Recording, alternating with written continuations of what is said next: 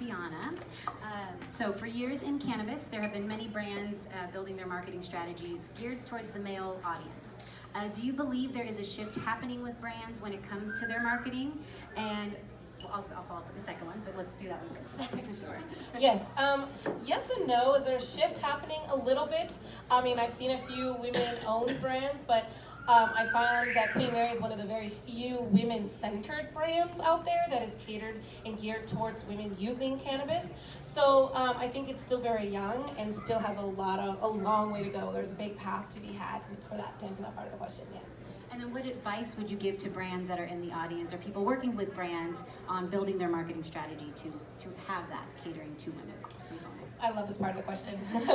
Actually, yes. So when it comes to building a brand, like Luna said over here, you really do need a story. You do need to come a sense of purpose. There are lots of brands on the shelves. Like in the state of California, we know there's thousands of brands to choose from. Most people walk into a dispensary and they're overwhelmed. I mean, as you see, look at the wall and go, just give me something that's this, So you have to really take the time to not just educate the bud tenders in the stores, but you have to educate your consumers as well. Brands need to be more focused on getting the word out there, showing up at community-based events. Cannabis is very tricky. People see us and they expect us to be handing out weed, and if you're compliant and you're a brand, we can't do that. We're not allowed by the state of California to hand out cannabis to consumers unless it's through a dispensary. So you have to just be there to educate and let people know what your brand is about. That is like step one. With us being a woman-catered brand, one of the biggest things about it is that, I like I said, with our daily cannabis regimen and, beating women off drugs and, what my personal story is, which I haven't really shared, but my aunt, actually my mom's only sister, she died of an opioid overdose a few years ago, and it totally broke my heart. And as a family watching somebody do that, like people who struggle with addictions, and not just street drugs, like prescription drug addictions, it's really hard because there's not much you can do, and when they pass, you keep thinking, what could I have done? I should have done this, I should have done that. But you have to be able to accept the fact that if they aren't willing to help themselves, you couldn't help them. However, I also look back and say, what about cannabis? Could I have introduced that? What was there? What could we have done? And and to turn that around a couple years later, my grandmother, the mother of my aunt, at 90 years old, was prescribed the same meds that destroyed my aunt. And so it's just a vicious cycle here, and we really need to do something about it. And being a woman in the space, I'm a part of a lot of women's groups, women in business groups, not necessarily cannabis, and there's still such a stigma behind it. I'm proud to say, hey, I am a woman CEO, woman of color that owns a cannabis brand, and we are here to provide a natural alternative to addictive prescriptions. I get scoffed a lot at. People are like, I don't do cannabis. Oh my God, that just reminds me, my grandpa used to grow pot in his yard, and no. And it's just like, there is still such a stigma behind things. I get emails and all kinds of messages sometimes, like, I can't believe this, you're in cannabis, people that I grew up with. I mean, for the longest time I kept my personal social media separate from my business social media, and then when I combined the two, it was a little bit of a step back, like, oh gosh, I guess not everyone's ready for this. It's really difficult. So, but also coming from, like I said, a place of,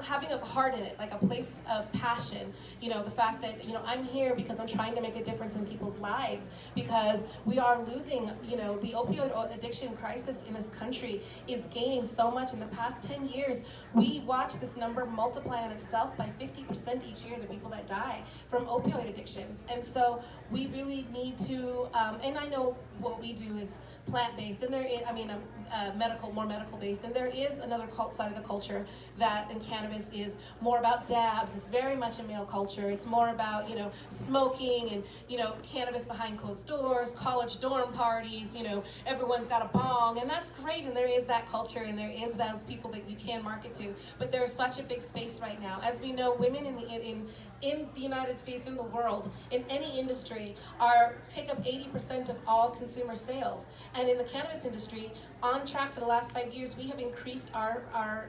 place in the cannabis industry by 5%. So in like 2020, women made up 32% of the cannabis industry as consumers, and then it was 36, 38 this year, it's 43. So we are constantly growing, and we need to see more brands, more women-owned brands, more people that care about the plant out there to, you know, market to these people, to these women. And that's the best way we're ever going to get cannabis, you know, federally legalized as well, is to know that people understand that yes, there's a party side to it, yes, it's fun, yes, you know, we did it in college or whatever, but there's also so much more behind the medicinal part of the cannabis plant, that we have intercannabinoid systems in our bodies that work with the terpenes and, you know, the cannabinoids that are in the plant. THC is just one small portion of cannabis. You know, you've got all these other things that are part of it that build, that our bodies work with, that heal. I mean, if you compare broccoli to cannabis, there's some of the same, you know, a lot of the same terpenes are in there.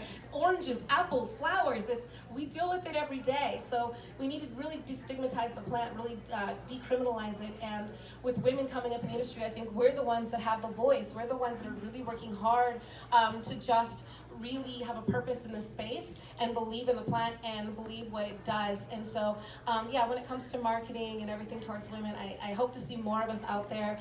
You know, if you have any questions, please come talk to me. I have a booth outside. I'm happy to guide you in the space. Any of these women up here, I'm sure, will be happy to talk to you. That we just need to see more women in cannabis starting their own businesses, working beside us, and working together to, you know, grow this industry.